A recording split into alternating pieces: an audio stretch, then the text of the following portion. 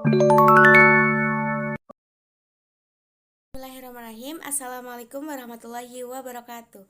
Perkenalkan, nama saya Salsa Delia Vita, NIM 20010404032 dari kelas PBSI 2A. Di sini saya akan menjelaskan tentang sastra angkatan 45.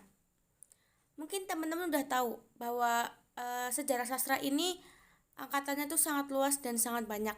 Nah, biasanya di setiap angkatan tahunnya sejarah sastra memiliki karakteristik yang berbeda, memiliki perbedaannya tersendiri. Contohnya dari latar belakang, dari karakteristik, terus dari karya-karyanya. Jadi setiap tahunnya itu mempunyai perbedaannya tersendiri dan karakteristik tersendiri. Sekarang kita akan fokus membahas tentang latar belakang berdirinya sejarah sastra angkatan 45. Latar belakang berdirinya sastra angkatan 45 ini sangat berkaitan dengan negara Jepang. Mengapa? Karena Jepang mendarat di Indonesia di Pulau Jawa pada tahun 1942. Nah, yang dimana Jepang tuh sangat diterima dengan baik oleh rakyat Indonesia. Kenapa? Karena Jepang sendiri itu mendirikan gerakan 3A. Yang pertama yaitu Jepang Pemimpin Asia, Jepang Pelindung Asia, dan Jepang Cahaya Asia. Dengan slogan tersebut, akhirnya Jepang diterima nih oleh rakyat Indonesia. Mengapa? Karena Jepang dianggap sudah menyelamatkan rakyat Indonesia dari cengkraman negara Belanda.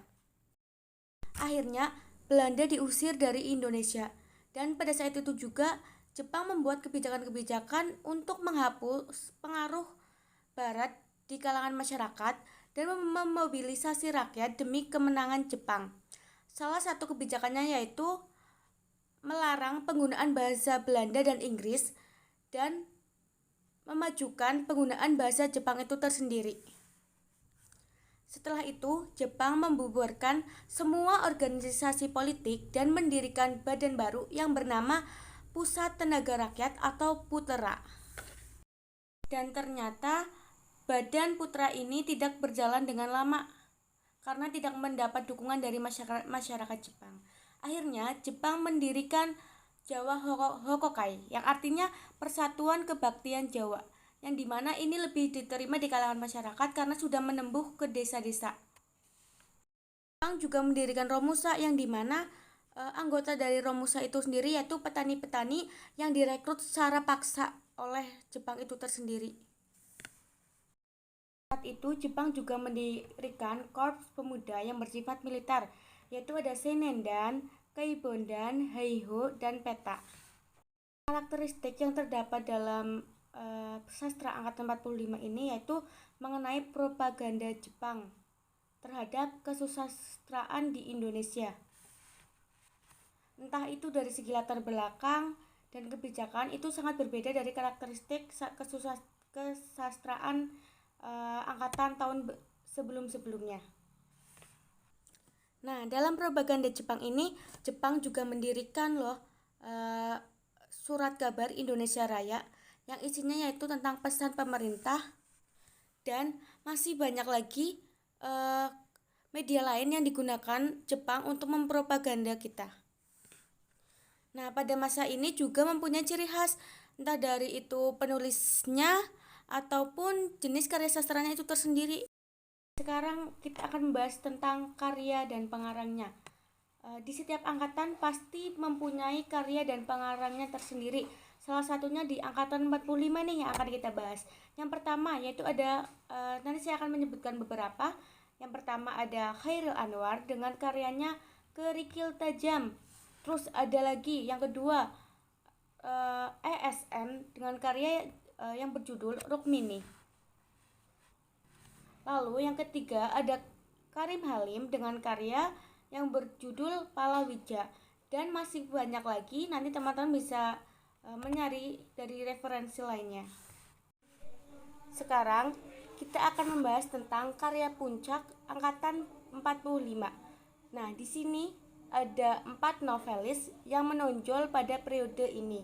Yang pertama ada yang bernama Pramudia Anantatur dengan judul karya sastra Mereka yang Dilupakan, Keluarga Gerilya, Bukan Pasar Malam, bukan bu, bukan Pasar Malam, Bumi Manusia, Anak Semua Bangsa, Jejak-Jejak Langkah, dan Rumah Kaca.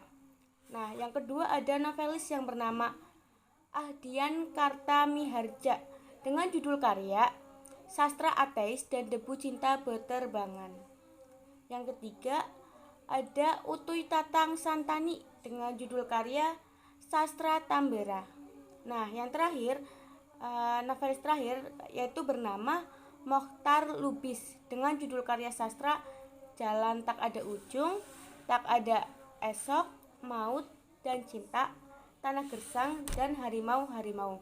Nah, itu ada 4 karya sastra yang menonjol pada angkatan 45 ini. Saya akan menyimpulkan mengenai materi yang saya sampaikan tadi, yaitu tentang latar belakang, karakteristik karya sastra, pengarang dan karyanya, serta karya puncak pada angkatan 45 ini. Nah, latar belakang berdirinya angkatan sastra 45 ini seperti yang saya sudah sampaikan tadi, bahwa salah satu latar belakang angkatan sastra 45 ini karena adanya penjajahan Jepang yang mendarat di Pulau Jawa, Indonesia pada awal Maret 1942 dengan cara yang simpatik dan mendirikan gerakan 3A. Karakteristik sastra angkatan 45 ini, karakteristiknya yaitu karena adanya propaganda Jepang di Indonesia, terutama dalam kesusastraan di Indonesia. Entah dari latar belakang, kebijakan, itu sangat berbeda dengan karya sastra angkatan sebelumnya.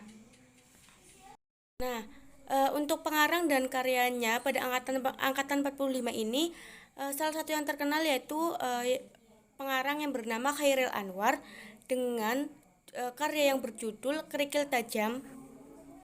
Karya puncaknya ada 4 novelis yang terdapat dalam karya puncak pada angkatan 45. Nanti teman-teman bisa kilas balik apa yang sudah saya sampaikan mengenai karya puncak, mengenai 4 novelis tersebut.